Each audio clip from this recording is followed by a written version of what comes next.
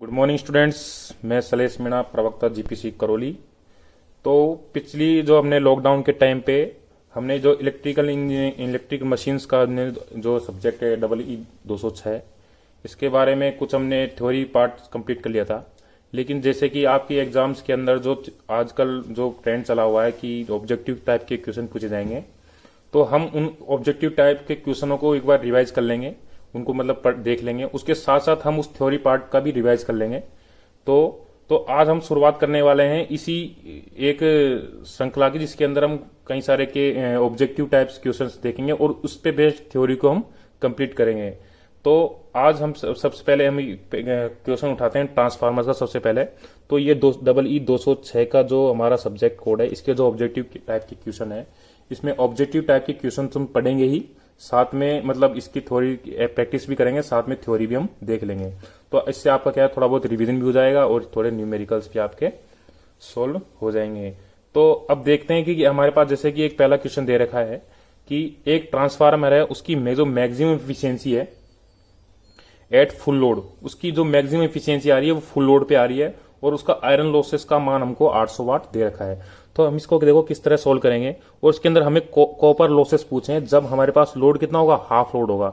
जब भी हमारे पास लोड की बात आती है कि हाफ लोड कितना होगा, फुल लोड कितना होगा, फुल लोड से क्या मतलब है, इससे हमारा मतलब यह है कि हाफ लोड से हमारा मतलब यह है कि उस ट्रांसफार्मर में फ्लो होने वाले करंट का मान क्या है, उसकी डिमांड, करंट की डिमांड लोड में कितनी आ रही है। ठीक है, तो फुल लोड पे हम देखते हैं कि जो फुल लोड करंट है उसको हम इस तरह IFL से रिप्रेजेंट करते हैं। और उसी प्रकार जब हाफ लोड की बात करेंगे तो जो टोटल फुल लोड करंट होगा उसका half, total full load current का हाफ, जितना करंट प्रोवाइड हो रहा होगा उसको हम हाफ लोड बोलते हैं। कभी कभी इसका 1/4 भी होता है, 3/4 भी होता है, 75% ऑफ द फुल लोड। इस तरह के क्वेश्चन हमारे सामने आते हैं। तो इनका इसी तरह से हमको समझना है कि ये अगर हमें बोला 75% ऑफ फुल लोड, तो हम इसको इस तरह लिखेंगे। तो इसलिए अलग अलग तरह के अलग अलग रिप्रेजेंटेशन हमारे क्वेश्चन में डिमांड आती है। तो इससे हमारे फुल लोड और हाफ लोड से हमें ये मतलब लेके चलना है। ठीक है, तो हमें क्या बोल रखा है कि जो मैक्सिमम एफिशिएंसी होगी वो फुल लोड पे है। तो हम जानते हैं कि जो ट्रांसफार्मर की जो एफिशिएंसी का जो हमारे पास वो ग्राफ आएगा वो इस तरीके से आता है कि ये 0 से शुरू होती है एफिशिएंसी का मान, एक लिमिट पे बहुत मैक्सिमम होता है, उसके बाद वापिस हम करंट का मान अगर बढ़ाते हैं तो फिर इफिशियंसी घटने लगती है। ठीक है, तो अब ये जो मैक्सिमम इफिशियंसी आएगी वो किस पॉइंट पे आएगी, वो डिपेंड करता है इसके आयरन लॉसेस और कॉपर लॉसेस पे। ठीक है, तो हम जैसे कि हमने आपको बताया कि पहले हमने डिस्कस कर चुके हैं कि आयरन लॉसेस का मान through out the total load, हम लोड को 0 से फुल लोड की तरफ ले जाते हैं। तो उस फुल लोड के करंट के दौरान उसका जो आयरन लॉसेस का मान है वो कांस्टेंट बना रहता है। ठीक है, और कांस्टेंट बना रहता है। और इसी तरह से हम जब कॉपर लॉसेस की बात करेंगे तो कॉपर लॉसेस का मान होता है उसमें जो हमारे कॉपर है उसके अंदर होने वाले लॉसेस हैं उनको, तो इसको हम I² × R से रिप्रेजेंट करते हैं। ठीक है, जो हीट लॉसेस भी हम इसके बोलते हैं, ताकि हीट जनरेट करते हैं किसमें, किसी भी टाइप के इंस्ट्रूमेंट है कंडक्टर के अंदर। ठीक है, तो ये कंडक्टर पे डिपेंड करता है। और ठीक है, तो और ये आयरन लॉसेस हमारे किस पे डिपेंड करते हैं, उसको मैग्नेटिक सर्किट पे डिपेंड करते हैं। अब मैग्नेटिक सर्किट पे जो डिपेंड करे फ्लक्स पे डिपेंड करे, जो फ्लक्स का मान हम जानते हैं कि किसी भी ट्रांसफार्मर में कांस्टेंट रहता है किसी भी लोड पे। तो इसलिए इसका जो आयरन लॉसेस का मान है वो हमेशा कांस्टेंट बना रहेगा। इसको हम PI से रिप्रेजेंट करते हैं, PI बराबर आयरन लॉसेस। ठीक है, और जो कॉपर लॉसेस हैं वो लोड के स्क्वायर के रूप में आगे बढ़ रहे हैं, तो स्क्वायर के रूप में हम बढ़ाएंगे तो इसको इस तरह से हम रिप्रेजेंट करते हैं। तो एक दूसरे को जहां पे टच करेंगे, क्रॉस करेंगे, इसका मतलब iron losses is equal to copper losses.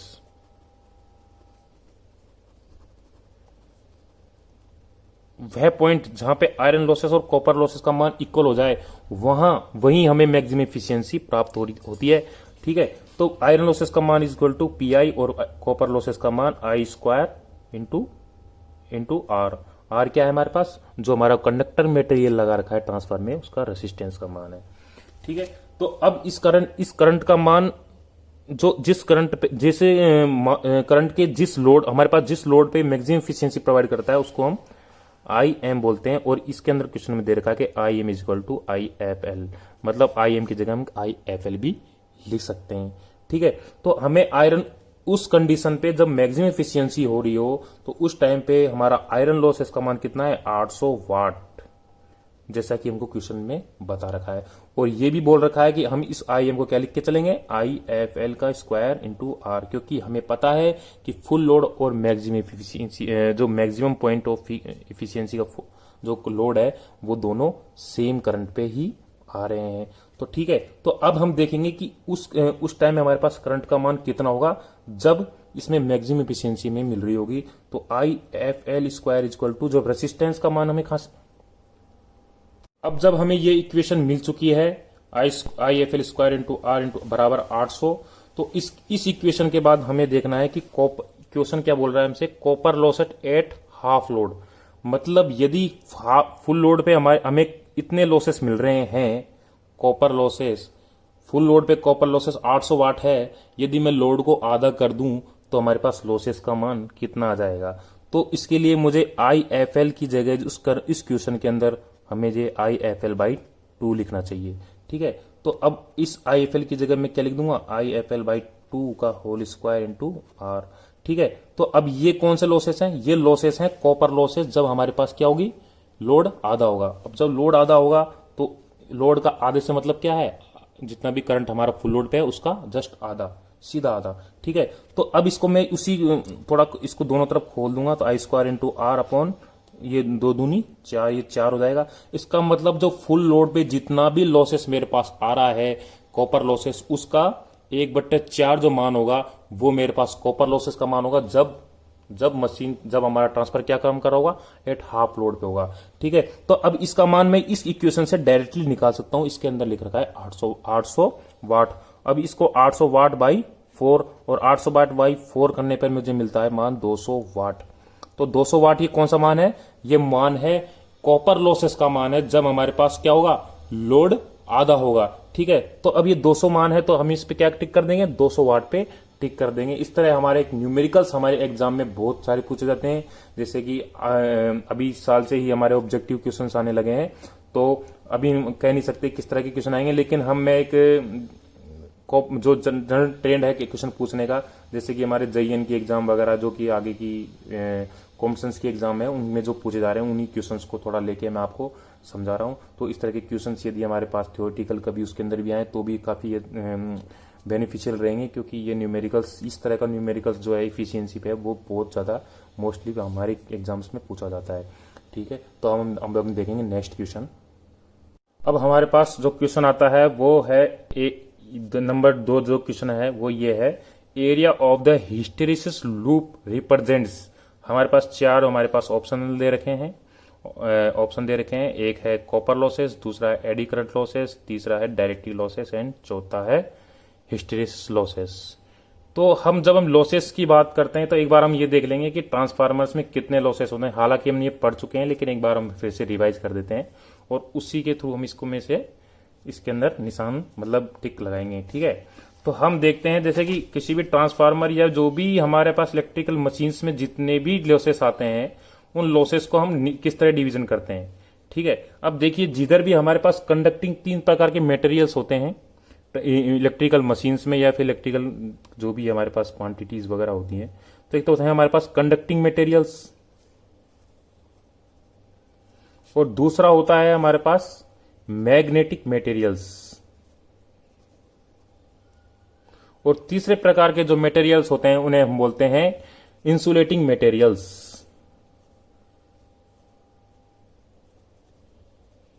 ठीक है, अब हम देखते हैं जो कि हम जब कंडक्टिंग मटेरियल्स की बात करते हैं तो कंडक्टिंग मटेरियल्स में जब करंट फ्लो करते हैं तो करंट फ्लो करने के कारण उसमें जो लॉसेस उत्पन्न होते हैं उन्हें हम बोलते हैं कॉपर लॉसेस। क्यों, चूंकि जो मटेरियल्स यूज लेते हैं कंडक्टिंग मटेरियल में वो जनरली कॉपर का होता है, और कॉपर में होने वाले जो लॉसेस हैं करंट की वजह से जो उत्पन्न हो रहे हैं उन्हें कॉपर लॉसेस बोलते हैं, और इन्हें हीट लॉसेस भी बोलते हैं, क्योंकि ज्यादातर जो इसमें से जो लॉसेस होते हैं वो हीट में कन्वर्ट हो जाते हैं, इसलिए हम इन्हें हीट लॉसेस भी बोलते हैं। ठीक है, और इसका मान होता है आई स्क्वायर आर लॉसेस भी बोलते हैं इसको, क्योंकि ये डायरेक्टली प्रोपोर्शनल या डायरेक्टली बराबर होता है आई स्क्वायर आर के। ठीक है, तो इसमें जो आई है हमारा करंट है और आर क्या है, रेसिस्टेंस। इन दोनों पे इसका मान, हमारा लॉसेस का मान डिपेंड करता है। ठीक है। अब चूंकि अब मैग्नेटिक मटेरियल्स है, अब मैग्नेटिक मटेरियल्स में हम फ्लो करते हैं फ्लक्स को। जिस प्रकार हम कंडक्टिंग मटेरियल्स में हम करंट को फ्लो करवाते हैं, उसी प्रकार मैग्नेटिक मटेरियल्स में फ्लक्स फ्लो होता है। और उस फ्लक्स फ्लो के कारण जो लॉसेस आते हैं उन्हें हम बोलते हैं मैग्नेटिक लॉसेस। और ये हमारे पास दो तरह के होते हैं, एक होते हैं एडी करंट लॉसेस और दूसरा होता है हिस्टेरिसिस लॉसेस। ठीक है। और एक तीसरे प्रकार के materials, insulating materials. Insulating materials उन्हें बोलते हैं जिससे हम दो कंडक्टर्स को एक दूसरे से इंसुलेट रखते हैं, ताकि मतलब वो उसमें ओके करंट फ्लो ना कर सके। इंसुलेटिंग मटेरियल्स में प्रॉपर्टी ये होती है, इसमें करंट फ्लो होना, कम से कम करंट फ्लो होता है। इस प्रकार के मटेरियल चूज करते हैं ताकि हमें प्रोटेक्शन मिल सके आउटर स्पेस में, कि हमें करंट ना लगे, डायरेक्टली हम करंट के टच में ना आए। ट्रांसफार्मर्स, जो भी हमारे पास इलेक्ट्रिकल मशीन्स होती हैं, इनमें जो इंसुलेटिंग मटेरियल्स लगाया जाता है कंडक्टर और ट्रांसफार्मर के जो भारी आवरण बना होता है लोहे का, उसके बीच में, ताकि जो भारी आवरण है वो कंडक्टिंग मटेरियल से डायरेक्ट टच में ना हो और बाहरी जो कोई भी वस्तु है उस पर करंट के डायरेक्ट कॉन्टेक्ट में ना आए। इससे हमें किसी जनधन की हानि ना हो। ठीक है। तो जो इंसुलेटिंग मटेरियल्स होते हैं, इनके अंदर जो करंट हम प्रोवाइड करते हैं, इसकी वजह से जो लॉसेस आते हैं उन्हें हम बोलते हैं डाइलेक्ट्रिक लॉसेस। ठीक है। अब हम इसके अंदर हमारे ट्रांसफार्मर्स में इंसुलेटिंग मटेरियल्स का ज़्यादा, हम डाइलेक्ट्रिक लॉसेस के बारे में ज़्यादा कुछ नहीं देखेंगे। जो हमारे जो हमारे लॉसेस हैं वो है मैग्नेटिक मटेरियल्स और कंडक्टिंग मटेरियल्स। जो मैग्नेटिक मटेरियल्स हैं इनको जो लॉसेस होते हैं इनमें आयरन लॉसेस भी बोलते हैं। इन्हें हम कांस्टेंट लॉसेस भी बोलते हैं। कांस्टेंट लॉसेस इसलिए बोलते हैं क्योंकि मैंने आपको पहले भी क्वेश्चन में बताया था कि थ्रू आउट द करंट का जो मान हम जीरो से लेकर फुल लोड की तरफ बढ़ाते हैं तो इनका मान कांस्टेंट बना रहता है, क्योंकि वो करंट पे डिपेंड ही नहीं कर रहा, वो डिपेंड करता है फ्लक्स पे। और फ्लक्स मैंने आपको पहले बोल रखा है, इलेक्ट्रिकल मशीन्स में मैक्सिमम टाइम पे हमारा जो फ्लक्स का मान है वो कांस्टेंट रहता है, कांस्टेंट ही रहता है। ठीक है। तो अब चूंकि फ्लक्स कांस्टेंट है तो उसके रिगार्डिंग, उसके संबंधित जितने भी लॉसेस हैं वो भी कांस्टेंट ही होंगे। तो ये एडी करंट लॉसेस की जब हम बात करते हैं, इन्हें हम बोलते हैं हिंदी में भंवर धाराएं। भंवर धाराएं जो कि मैग्नेटिक मटेरियल्स के अंदर उत्पन्न होती है। मैग्नेटिक मटेरियल्स के अंदर थोड़ा बहुत भी, जब पूरी तरीके से क्या होता है, पूरी तरीके से जो मैग्नेटिक मटेरियल्स है वो शुद्ध नहीं होता है, उसमें कुछ ना कुछ कंडक्टिंग मटेरियल्स के गुण भी आ जाते हैं, जिसकी वजह से उस कंडक्टिंग गुण के कारण उसमें करंट फ्लो होने लगता है भंवर धाराओं के रूप में, इस तरह। क्योंकि चूंकि उसको पूरा पाथ नहीं मिल पाता है घूमने के लिए करंट को, तो वह अपने ही स्थान पे घूमते रहता है। ठीक है। तो वो होता है, वो किसकी वजह से उत्पन्न होता है, वो उत्पन्न ईएमएफ की वजह से उत्पन्न होता है। मैग्नेटिक इलेक्ट्रोमैग्नेटिक ईएमएफ जो हमारी उत्पन्न होती है ट्रांसफार्मर्स में, इसी थ्योरी पे जो हमारा पूरा मशीन्स बनती है इलेक्ट्रोमैग्नेटिक फोर्स की वजह से। तो उस फोर्स की वजह से जो भंवर धाराएं बनती हैं उन्हें हम बोलते हैं एडी करंट लॉसेस। ठीक है। ये हमारे डिपेंड करता है फ्लक्स पे, और फ्लक्स पे डिपेंड करता है ईएमएफ। ईएमएफ कौन सी, जो इंड्यूस्ड ईएमएफ, और इंड्यूस्ड ईएमएफ पे डिपेंड करेगा हमारी भंवर धाराएं। तो ये भी कांस्टेंट बनी रहती है। अब आती है हिस्टेरिसिस लॉसेस की बात। हिस्टेरिसिस लॉसेस पे डिपेंड करता है हमारे मटेरियल्स पे, हमारा मैग्नेटिक मटेरियल्स किस तरह का है। कई प्रकार के हमारे जो मैग्नेटिक मटेरियल्स हैं उसको इस तरह से हम क्लासिफाइड कर सकते हैं कि जैसे कि ये हमारा हमने इसमें क्या दिया, करंट दिया, और करंट की वजह से क्या उत्पन्न होता है, फ्लक्स। किसी भी मैग्नेटिक मटेरियल्स के अंदर फ्लक्स उत्पन्न करने के लिए उसको दिया गया जो करंट है, उस करंट के प्रोपोर्शनल में हमारे पास फ्लक्स का मान बढ़ता हुआ चला जाता है, इस प्रकार। लेकिन जैसे ही हम करंट को वापस नेगेटिव डायरेक्शन में ले जाएंगे, क्योंकि करंट हमारा एसी अल्टरनेटिंग नेचर का है, अल्टरनेटिंग मतलब जो बदल रहा है, वो बदलता है मतलब पॉजिटिव और नेगेटिव, तो माइनस का आई इधर, तो ये जो पॉजिटिव से फिर वापस नेगेटिव के रूप में जाएगा, तो फिर ये नेगेटिव जब आएगा तो उस टाइम पे हमारे फ्लक्स का मान जीरो नहीं होगा। क्यों? क्योंकि इसमें थोड़ा बहुत फ्लक्स का मान रह जाता है। इस रह जाने को ही हम क्या बोलते हैं, रेजिडुअल फ्लक्स बोलते हैं। जितना भी फ्लक्स हमारा उसके अंदर रह चुका है उसको हम बोलेंगे रेजिडुअल फ्लक्स। मतलब करंट को आपने आगे बढ़ाया और लेकिन नेगेटिव में वापस जीरो लेके आए, तो जीरो में जीरो नहीं रहेगा, तो उसमें कुछ ना कुछ तो मैग्नेटिक के गुण रह जाते हैं, उन्हें हम बोलते हैं रेजिडुअल फ्लक्स। उस रेजिडुअल मैग्नेटिज्म को हमें वापस जीरो करने के लिए जो एक्स्ट्रा करंट की प्रोवाइड करना पड़ रहा है, एक्स्ट्रा करंट देना पड़ रहा है, तो ये जीरो होगा। यहां पे आगे नेगेटिव डायरेक्शन में हमको करंट देना पड़ेगा एक्स्ट्रा, ताकि इसमें जो मैग्नेटिक मटेरियल्स में जो फ्लक्स है उसका मान कितना हो जाए, दोबारा जीरो आ जाए। इसको वापस जीरो लाने के लिए जो मैं एक्स्ट्रा करंट प्रोवाइड करना पड़ रहा है, एक्स्ट्रा करंट मतलब आपको एक्स्ट्रा एनर्जी देनी पड़ रही है, एक्स्ट्रा एनर्जी मतलब आपको एक्स्ट्रा लॉसेस में जाना पड़ रहा है। तो इसके कारण उत्पन्न होने वाले जो लॉसेस हैं उनको बोलते हैं हिस्टेरिसिस लॉसेस। अब देखिए, अब वापस जिस नेगेटिव से इस कंडीशन लाया जाएगा तो फिर ये वापस अपनी मैक्सिमम पॉइंट पे आ जाएगा, लेकिन वापस हम नेगेटिव डायरेक्शन पॉजिटिव डायरेक्शन में ले जाएंगे तब इसके अंदर फिर रेजिडुअल मैग्नेटिज्म का मान रह जाएगा, रेजिडुअल फ्लक्स का मान रह जाएगा। अब की बार ये नेगेटिव डायरेक्शन में होगा और फिर वापस इसको हम पॉजिटिव लाएंगे। इस प्रकार ये वापस चलता रहता है, इस ये क्रम चलता रहता है, लेकिन हमारा जो फ्लक्स का मान है वो जीरो नहीं आता है, वो मतलब इस पॉइंट पे नहीं आता है। ये एक इस प्रकार हमारा एक कर्व बनता है। इस कर्व का मान जितना ज्यादा बड़ा होगा हमें उतना ही करंट का मान, जिससे मान लो इस कर्व का मान जितना बड़ा होगा उसमें हमें करंट को एक्स्ट्रा करंट की ज्यादा रिक्वायरमेंट होगी, ज्यादा रिक्वायरमेंट होगी तो ज्यादा लॉसेस होंगे। तो ये हमारे इसको हम बोलते हैं हिस्टेरिसिस लॉ, हिस्टेरिसिस लूप। इस हिस्टेरिसिस लूप के अंदर जो इससे हम ये रिप्रेजेंट करता है कि हमें कितना एक्स्ट्रा रेजिडुअल करंट देना पड़ रहा है, एक्स्ट्रा कितना लॉसेस देने पड़ रहे हैं। तो ये रिप्रेजेंट करता है हिस्टेरिसिस लूप किसको, हिस्टेरिसिस लॉसेस को। ठीक है, तो हिस्टेरिसिस लॉसेस को। तो हमारा क्वेश्चन क्या बोल रहा है, हम क्वेश्चन की तरफ वापस बढ़ते हैं। तो क्वेश्चन हमारा क्या बोल रहा है कि area of the hysteresis loop represents, मतलब किसको रिप्रेजेंट कर रहा है। तो देखिए इस ऑप्शन को देके आप डायरेक्टली टिक कर सकते हैं कि क्या आंसर आएगा आपका। तो ये हमारा आंसर है, हिस्टेरिसिस लॉसेस को रिप्रेजेंट कर रहा है। ऐसे आप थोड़ा आइडिया लगा के भी लिख सकते हैं, hysteresis loop is equal to hysteresis loop, दोनों एक दूसरे के सेम मीनिंग है, लेकिन फिर भी हमें एक जनरल हमें आइडिया लेना ही चाहिए और थोड़ा थ्योरी को कंप्लीट भी करना चाहिए। तो उस तरह हमारी थ्योरी भी हमें रिवाइज करनी चाहिए। तो हम रिवाइज कर रहे हैं थ्योरी को, आप थोड़ा थ्योरी को रिवाइज करते रहिए। और जो हम न्यूमेरिकल्स कराएंगे तो वो न्यूमेरिकल्स मोस्ट इंपोर्टेंट न्यूमेरिकल्स है, आप उनको भी रिवीजन करिए, उनको भी सॉल्व करने की कोशिश कीजिए। तो इसी तरह के न्यूमेरिकल्स आपके एग्जाम में पूछे जाएंगे। ऑप्शनल्स भी इससे बन रहे हैं और ऑप्शन के साथ साथ इसके अंदर आपकी न्यूमेरिकल भी एबिलिटी भी सुधर रही है। तो अब हमारे नंबर 3 जो क्वेश्चन है वो क्या पूछ रहा है, वो पूछ रहा है the purpose of the conservator, sorry conservator in the transformer is. Conservator का जब हिंदी में मतलब समझें तो कंजर्वेटर मतलब जो संरक्षित करने वाला, जो थोड़ा एक्स्ट्रा रखने वाला। ठीक है, तो उस कंजर्वेटर का मतलब ये, हम कंजर्वेटर ये मतलब रखते हैं। तो ये क्यों यूज किया जाता है एक ट्रांसफार्मर में। तो पहला ऑप्शन है हमारे पास to cool the windings, to prevent the moistures in the transformers, to prevent, and तीसरा ऑप्शन है हमारे पास to prevent the short circuit of primary and secondary winding, और चौथा है to take up contraction and expansion of the oil. ठीक है, तो अब मैं आपको समझा देता हूं पहले कंजर्वेटर क्या चीज है। तो हमने इसको थ्योरी पार्ट्स में भी देखा था कंजर्वेटर क्या है।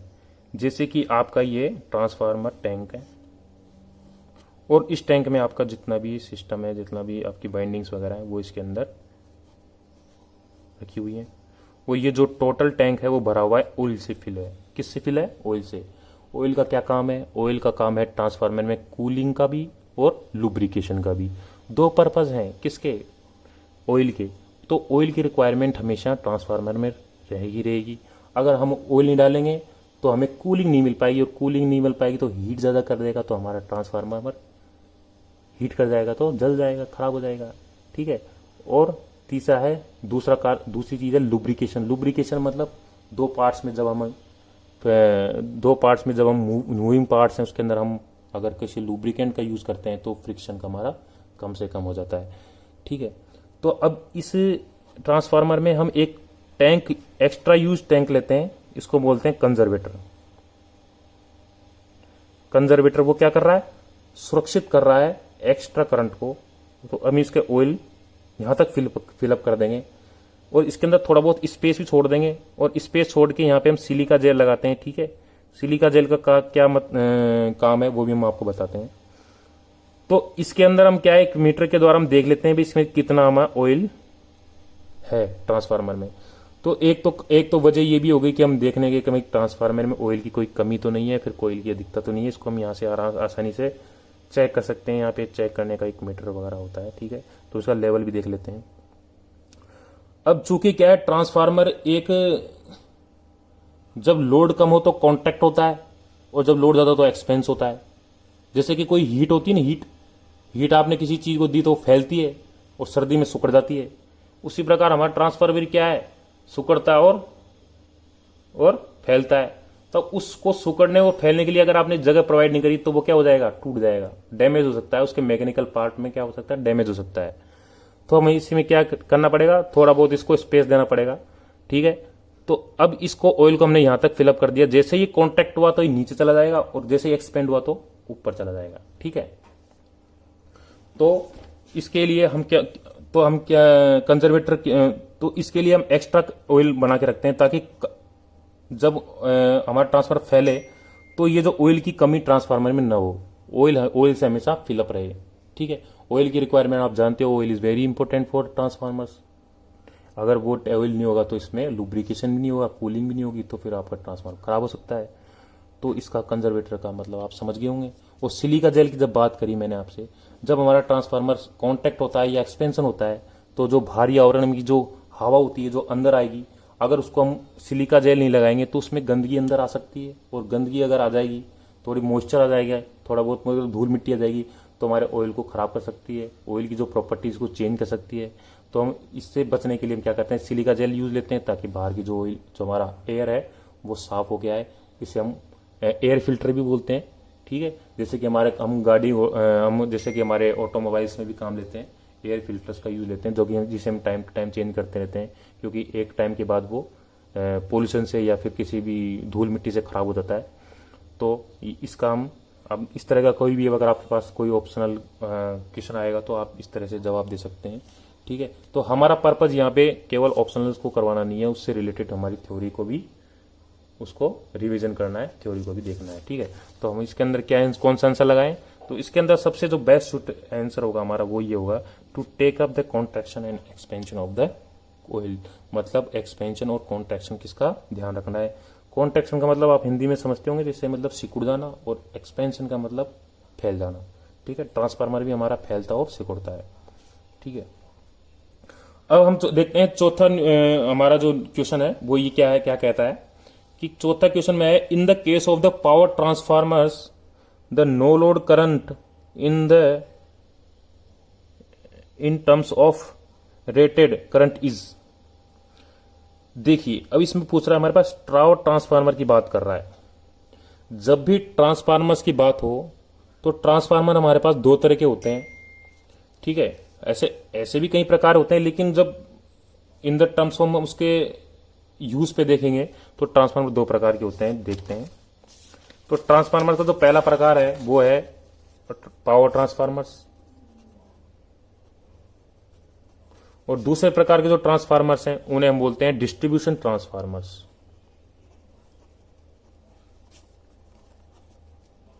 ठीक है। तो पावर ट्रांसफार्मर्स वो होंगे जहां पे जिन्हें हम लगाते हैं किसी भी, जैसे कि हम हाई पावर के होते हैं। सबसे बड़ी इनकी जो खासियत है वो किसी होते हैं, हाई पावर के होते हैं। इनकी दूसरी खास बात यह है कि जब इनको हाई अमाउंट ऑफ जो पावर को ट्रांसमिशन करते हैं हम, ट्रांसमिशन, उसमें हम इस प्रकार के पावर ट्रांसफार्मर्स का यूज लेते हैं। जैसे कि क्या है कि एक हमारा जनरेटिंग स्टेशन हो गया। जनरेटिंग स्टेशन के बाद हम जब इनको पावर ट्रांसमिशन में डालते हैं, इस पावर को, तो हम उससे पहले उसको क्या करते हैं, स्टेप अप करते हैं, ठीक है। स्टेप अप करने के बाद उनको ट्रांसमिशन लाइनों के द्वारा सब स्टेशनों पे प्रोवाइड किया जाता है। अब सब स्टेशनों पे सब स्टेशनों पे क्या किया जाता है, जो वोल्टेज लेवल है इसको कम किया जाता है, इसको बोलते हैं स्टेप डाउन ट्रांसफार्मर्स, ठीक है। अब इन स्टेप डाउन ट्रांसफार्मर के बाद, अब जब हमारे सब स्टेशन आ जाते हैं 133 केवी के, जो भी छोटे वाले हमारे पास केवी के आ जाते हैं, तो उसके बाद हम इनको डिस्ट्रीब्यूशन में डाल देते हैं। डिस्ट्रीब्यूशन मतलब कंज्यूमर्स के यूज़ के लिए अलग अलग ट्रांसफार्मर, छोटे छोटे ट्रांसफार्मर यूज लेते हैं। जैसे कि आपने आसपास अपने खेतों में या फिर किसी घरों के आसपास देखते हैं वो ट्रांसफार्मर्स होते हैं, वो कंज्यूमर ट्रांसफार्मर होते हैं। कंज्यूमर ट्रांसफार्मर जो डिस्ट्रीब्यूशंस में काम लेते हैं और जो पावर सिस्टम में ट्रांसमिशन काम लेते हैं उनको बोलते हैं पावर ट्रांसफार्मर, क्योंकि ये हाई पावर के होते हैं। इनकी जो इफिशियंसी है इस तरह सेट की जाती है कि ये हाई मतलब फुल लोड पे मैक्सिमम एफिशिएंसी प्रोवाइड करें, फुल लोड के आसपास क्या करें, मैक्सिमम एफिशिएंसी प्रोवाइड करें। क्योंकि इस प्रकार के जो ट्रांसफार्मर्स हैं, जो इनको पावर ट्रांसफार्मर बोल रहे हैं, ये लगातार 24 घंटे फुल लोड पे काम करते हैं। इसलिए हम कोशिश ये करते हैं कि ये ट्रांसफार्मर जो हमारी मैक्सिमम एफिशिएंसी प्रोवाइड करेगा वो फुल लोड के पास में हो। और दूसरे तरीके के ट्रांसफार्मर होते हैं जो कि डिस्ट्रीब्यूशन ट्रांसफार्मर होते हैं। ये डिपेंड करते हैं कि कंज्यूमर कितना यूज ले रहा है, कंज्यूमर पे डिपेंड करते हैं। ठीक है, तो अब कंज्यूमर कभी मान लो कम लेता है, कभी ज्यादा लेता है, हम फुल लोड पे तो उसको प्रोवाइड नहीं करा रहे।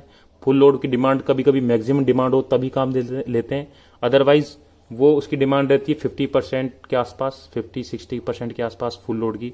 तो 50-60% के आसपास जब कंज्यूमर ले रहा है तो हम इसकी मैक्सिमम इफिशियंसी को सेट करना हम पे डिपेंड करता है। हम आयरन लॉसेस और कॉपर में इस तरह का समायोजन करते हैं ताकि उसकी इफिशियंसी हम सेट कर सकते हैं कि उसकी इफिशियंसी किस लोड पे मैक्सिमम आएगी। तो डिस्ट्रीब्यूशन ट्रांसफार्मर के लिए स्पेशली हम क्या करते हैं कि इनकी जो इफिशियंसी है इसको हम 50% लोड के आसपास सेट करते हैं। जैसे कि मैंने आपको ये इस तरह का ग्राफ दिखाया था।